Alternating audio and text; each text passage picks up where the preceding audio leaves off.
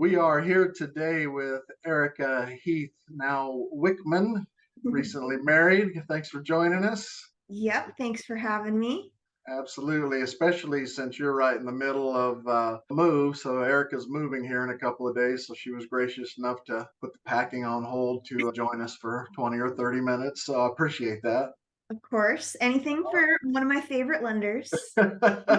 All right. So, hey, why don't we just do a little bit of background, a little introduction for anybody Okay. that may not know you yet? So, how long have you been in the real estate business? So I've been in the business coming up on 8 years. I think November will be my 8 year anniversary. So Okay. it's been a wild ride. A lot has happened in the real estate market in 8 years. So Yes. Yeah. I joke and tell people it's like dog years. 8 years in the mortgage business is like 50 years in the real world. So, it's exactly. never a dull moment. So, what was your vocation before you got in real estate?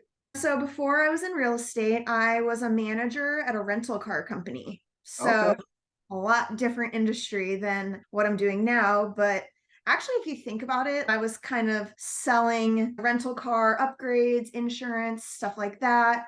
Now I'm selling houses. So there's some similarities there. And we're always talking about inventory and stuff. That was always a big topic of conversation at my past job as well. Oh, So, interesting. Yeah. yeah.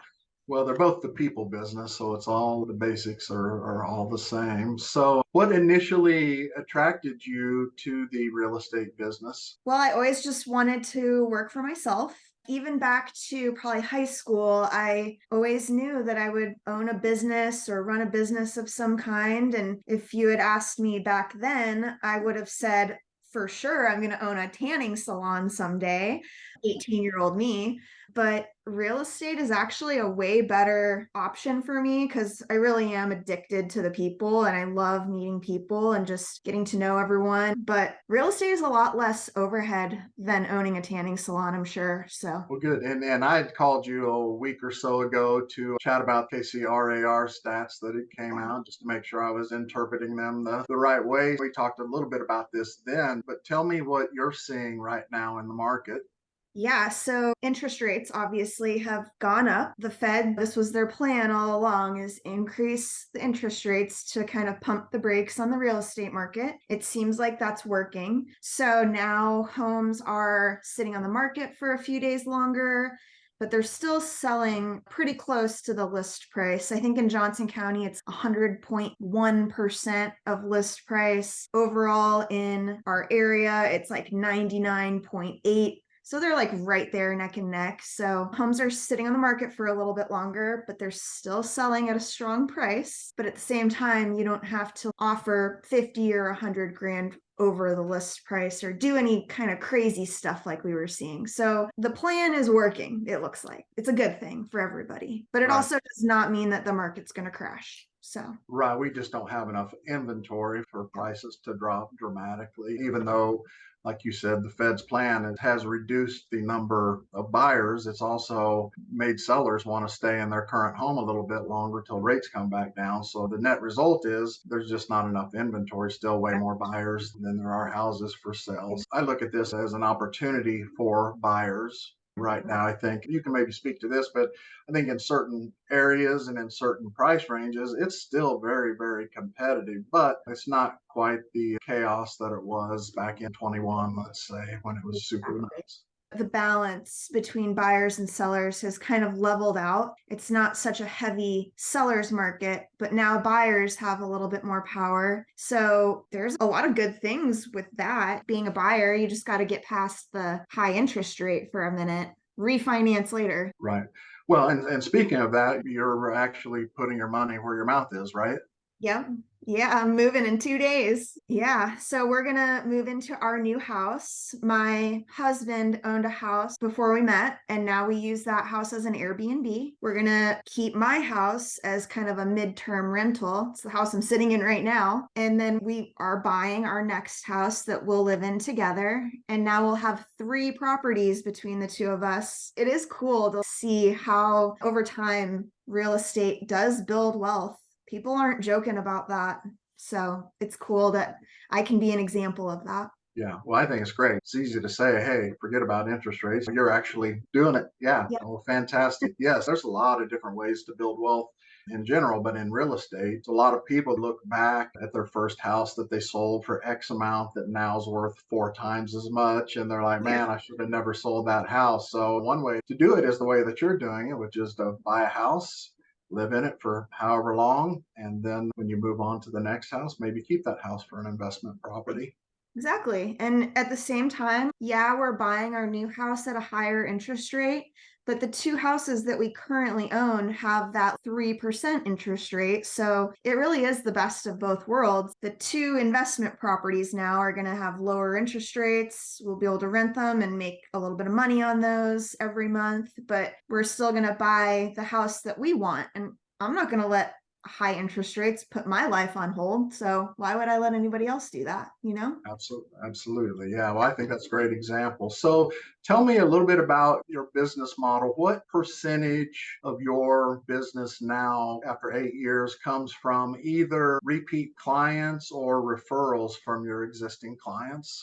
So I did some math to be prepared for this. And in the past year, I've sold 29 homes. 15 of those were sales from past clients, or a few of those 15 were referrals from past clients. That is actually really cool to see. I would never keep that close of track of what percentage is like past clients, but breaking it down like that is really awesome and makes me really think I'm kind of nailing it when it comes to keeping in contact with past clients. So that's good to hear.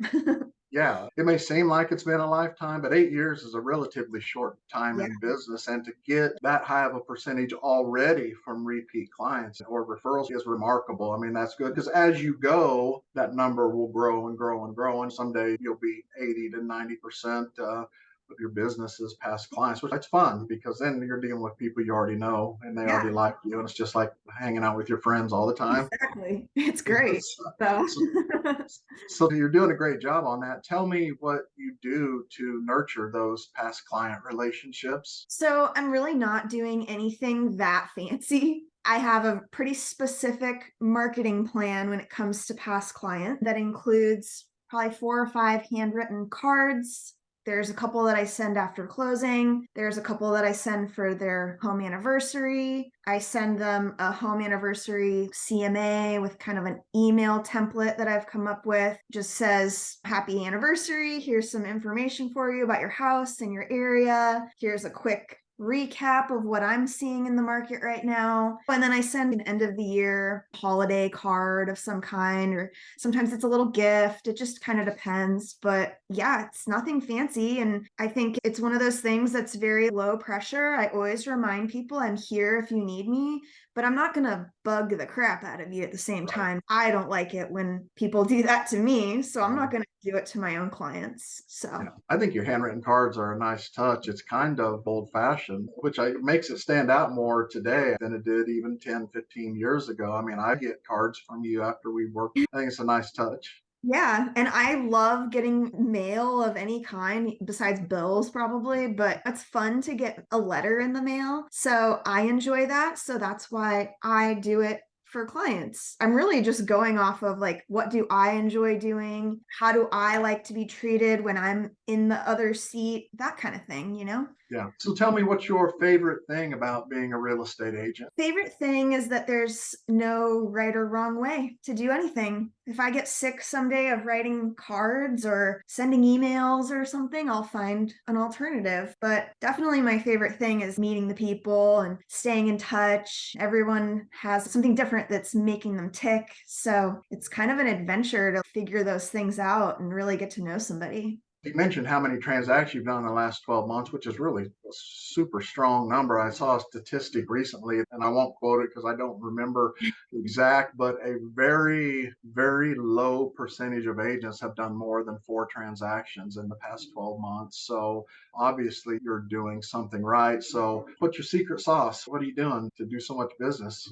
I mean, the secret sauce is just be yourself. I know how cliche that is, but it's so true. And I think that when you're just yourself and you're confident in that, people recognize that and they know that this girl isn't trying to beat around the bush or anything. So I hope that's what comes across to clients and all the people that I work with is that I'm just going to be myself. I'm going to do what I think needs to be done the right way. It's kind of like take it or leave it. I'm not going to be that fake person or give you any kind of weird sales pitch. Well, that's great. So tell me, do you have any tips or tricks that you do to keep yourself productive day to day?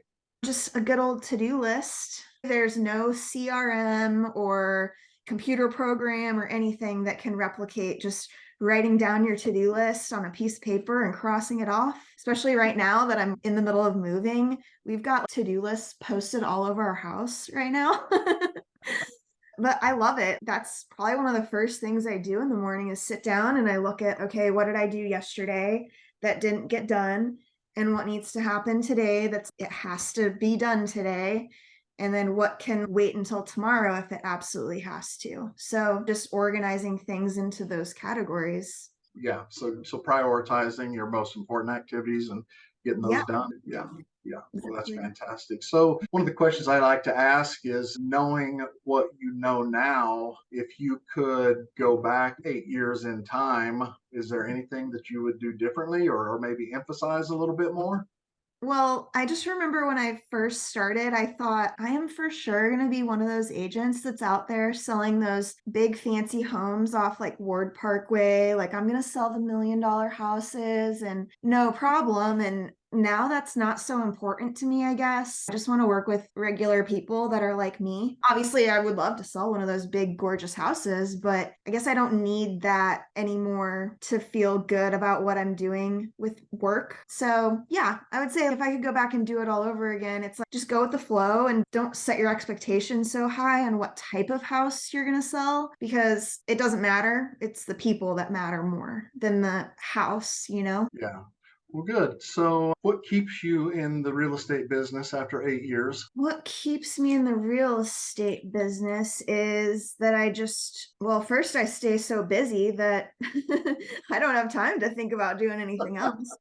But I would say it really is the people. And it's such a big industry that it would be easy to get lost. But I've connected with people like you, other agents that I really admire, people from slightly different industries like lenders or title companies or other agents. And so it really is like you get to pick your coworkers in a way. And I love that. And then I love meeting the people. So what do you like to do when you're not working? When I'm not working, my family, we're really into scuba diving. So we travel a couple times a year for that, usually going to somewhere like Florida. Other than that, the normal hobbies, I actually spend a lot of time volunteering. I try to put something on the schedule every month. So one of my favorites, it's called Lead to Read. You've probably heard about it. They're on the news and stuff sometimes, but it's sponsored by Patrick Mahomes. And you just go into a school and you read with a kid for 30 minutes every week. And I love that. They make it so easy. And also, I've connected with a kid, not just adults all day. So that's kind of special. And I really enjoy that. And they're always looking for volunteers. So I think their website is leadtoread.org if anyone's interested. All So, right. yeah. Well, good. Well, listen, thank you so much for joining us, Yeah. and I will talk to you soon. All right. Thank you.